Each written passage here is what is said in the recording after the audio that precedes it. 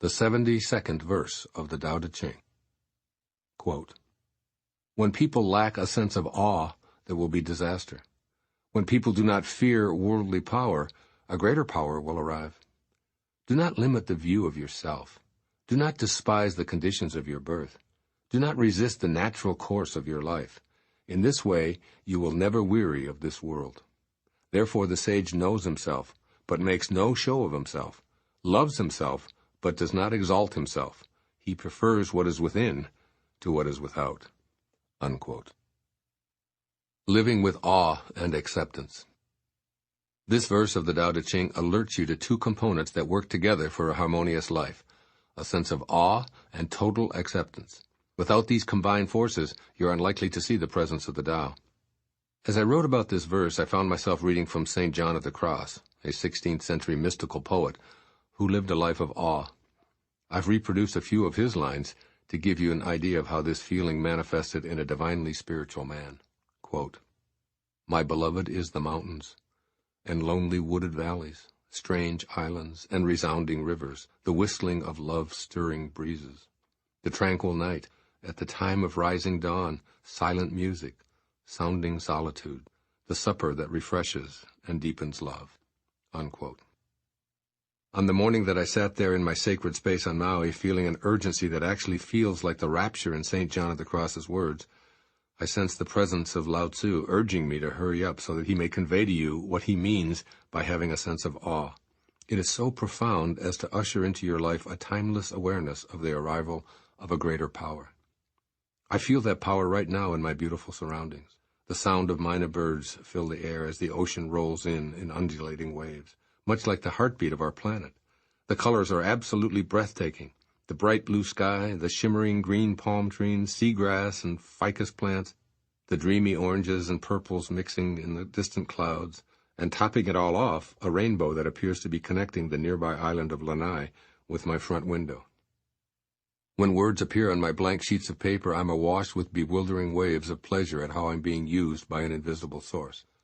I know that I'll soon be in the ocean, propelling myself along the shoreline, looking down at the creatures playfully moving about in the salty water, and wondering where they sleep. How do they get there? How can they breathe without air? Do they ever stop moving? Will they be here after I'm gone? And then I'll emerge from the ocean and walk along the sand, feeling the sun on my body and questioning how it stays up there, how we keep moving around it while spinning once every 24 hours.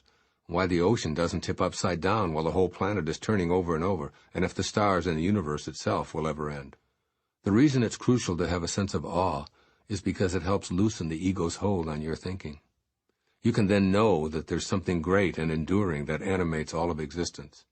Being in awe of that something staves off disasters because you have no fear of worldly conditions.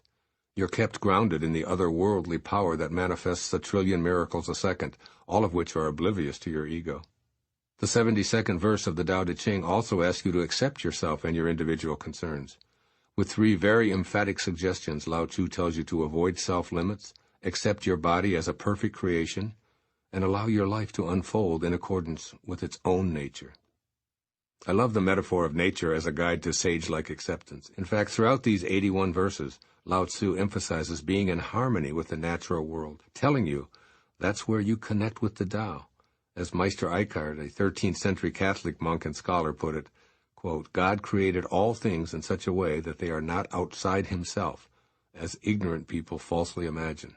Rather, all creatures flow outward, but nonetheless remain within God. Unquote. And in the book of John in the New Testament, the Bible advises you, quote, to stay joined to me, and I will stay joined to you. Just as a branch cannot produce fruit unless it stays joined to the vine, you cannot produce fruit unless you stay joined to me. I am the vine, and you are the branches. That's John 15, verse 4 and 5. Learn about the Tao by being in perfect harmony with the environment. Think of trees which endure rain, snow, cold, and wind, and when the harsh times arrive, they wait with the forbearance of being true to their inner selves. As Deng Ming Dao writes in 365 Tao Daily Meditation, speaking of the trees, quote, they stand and they wait, the power of their growth apparently dormant, but inside, a burgeoning is building imperceptibly. Neither bad fortune nor good fortune will alter what they are. We should be the same way." Unquote. In order to do so, we must accept ourselves as being a part of the 10,000 things. And we must love that same burgeoning, imperceptible inner nature that will bear fruit. Or, as Lao Tzu concludes this verse, he prefers what is within to what is without. Love yourself, make no show of yourself, and quietly remain in awe and acceptance. Here are some suggestions on how to make this your reality. First, see the miraculous in everything. Change your view of the world to one of awe and bewilderment. Rather than looking for miracles, shift to seeing everything as miraculous. By being in a state of awe, you won't be able to mentally experience boredom or disappointment. Try seeing the invisible Tao flowing through and supporting everyone and everything.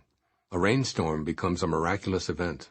The lightning, a fascinating display of electrical fireworks. The thunder, a booming reminder of the invisible power of nature. Live the mystery by beginning to perceive what average eyes fail to notice. And secondly, focus on loving the life you have now in the body that you've got. Tell yourself that you love everything about the physical shell you've incarnated into. Affirm, "My body is perfect, born at precisely the right time, and this is the perfect age now. I accept myself as I am. I accept my role in the perfection of this universe at this time. I surrender to the natural course of my body's destiny." See your body through the eyes of totally accepting thoughts, and as Lao Tzu says, quote, "In this way you will never weary of this world." Unquote. Do the Tao now. List 5 natural occurrences in your daily life that you've been taking for granted. Then spend some contemplative time allowing each into your consciousness.